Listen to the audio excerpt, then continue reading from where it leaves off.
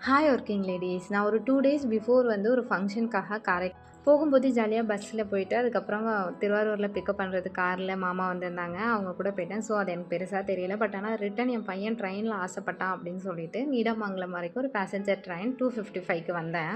நான் எப்போதுமே கொஞ்சம் அறக்க பறக்க கிளம்பி ஓடுற ஆள் தான் வச்சுக்கோங்களேன். ஸோ, 2:55 ட்ரெயினுக்கு நான் 2:55 தான் ஜங்ஷன் வந்து டிக்கெட் எடுத்துட்டு, ட்ரெயினை நிப்பாட்டி ஏறினேன்னு கூட சொல்லலாம். ஏறினோனே ஃபஸ்ட்டு கோச்லேயே நான் ஏறிட்டேன். நான் ஏறுன அடுத்த செகண்டே ட்ரெயினும் மூவ் ஆயிடுச்சு. பட் ஆனா ஏறி பார்த்தோன்னா, ஒரு 10 ஜென்ட்ஸ் மட்டும் தான் உட்காந்துருந்தாங்க. எனக்கு பயம் தாங்கல. என் தங்கச்சி கீழ நின்னா, "நான் இறங்கிர்றேன்" அப்படின்னு சொன்னா. அவ உடனே கீழ வந்து பேக்ல போய் பார்த்துட்டு, "இல்ல லேடீஸ் இருக்காங்க, பேக் போன்னா" ஒரு 4 மெம்பர்ஸ் இருந்தாங்க. அதுவும் எனக்கு ஒரு மாரி பயமாயிடுச்சு. இதுக்கு முன்னாடி நான் கேரளாலாம் தனியா அசால்ட்டா போயிட்டு வருவேன்னு வச்சுக்கோங்களேன். நைட் ட்ராவல் தான் ட்ரெயினு, பஸ்ஸுன்னு ஹெட்ஃபோன் எடுத்து மாட்டிட்டு ஜம்முன்னு போயிட்டு வருவேன். எந்த பயமும் இருக்காது. பட் ஆனா ஆஃப்டர் மேரேஜ் ரொம்ப பேம்பரிங்கா மாறிட்டேன்.